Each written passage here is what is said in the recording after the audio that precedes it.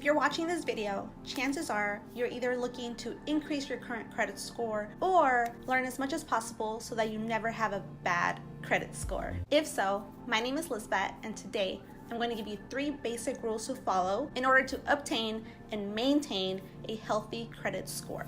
Let's get started. Rule number 1. Pay all your bills on time. Now, this goes without saying that paying your bills on time is super important, right? However, believe it or not all late payments are created equal. There are some late payments that will actually hurt you the day after you've made that late payment. And there are some that actually have a little bit more leeway when it comes to paying them on time. For example, mortgage, any kind of personal loans, credit cards, auto loans, pretty much anything you obtain borrowed from a bank will more than likely affect you the day after you pay late. I'm not here saying for you to pay your bills late.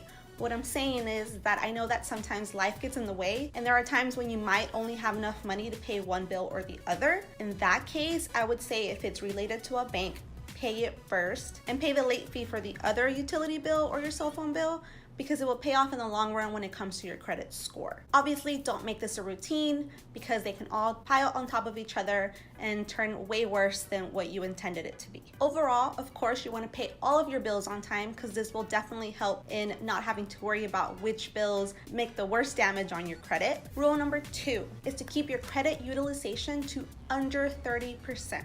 Now, this does pertain specifically to credit cards, because it is one of the easiest forms of obtaining credit. And it is also one of the easiest ways to damage your credit. Not only by making late payments, but by also using too much of your limit. If you only have one credit card, it is very easy to determine how much to actually spend on that card. For example, if it is a $1,000 limit, and you want to ideally stay under that 30%, you want to make sure that at no given time there is more than $300 on that credit card. Now, when you start having multiple credit cards, it gets a little trickier. If I have 3 credit cards and each of them have a $1,000 limit, technically my overall credit card limit is $3,000. Now, I tend to like one of those cards more because, say, it gives me rewards, right? In this case, what you need to do is add up your total credit card limit, which in this case would be $3,000, then multiply that by 0.3.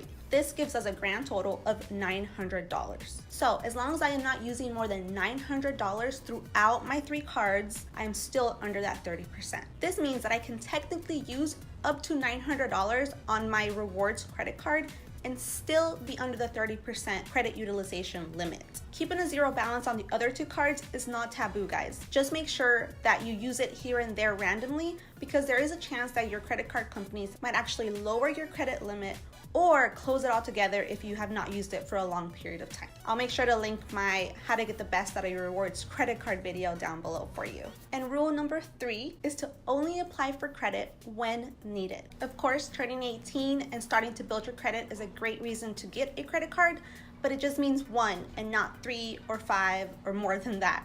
After that, you only want to apply for new credit whenever absolutely necessary, whether it is to get a car loan or some kind of student loan, or if you are going to plan on getting a new credit card, it has to be a good reason, going from a regular credit card to a rewards credit card where you're going to obtain a better benefit from it. And that is only if you've been using your first credit card responsibly, of course. So that's it. Those are my 3 rules for obtaining and maintaining a healthy credit score. If you have any other questions, feel free to leave them in the comments below. Don't forget to subscribe if you haven't already, and I will talk to y'all next time. Bye, guys.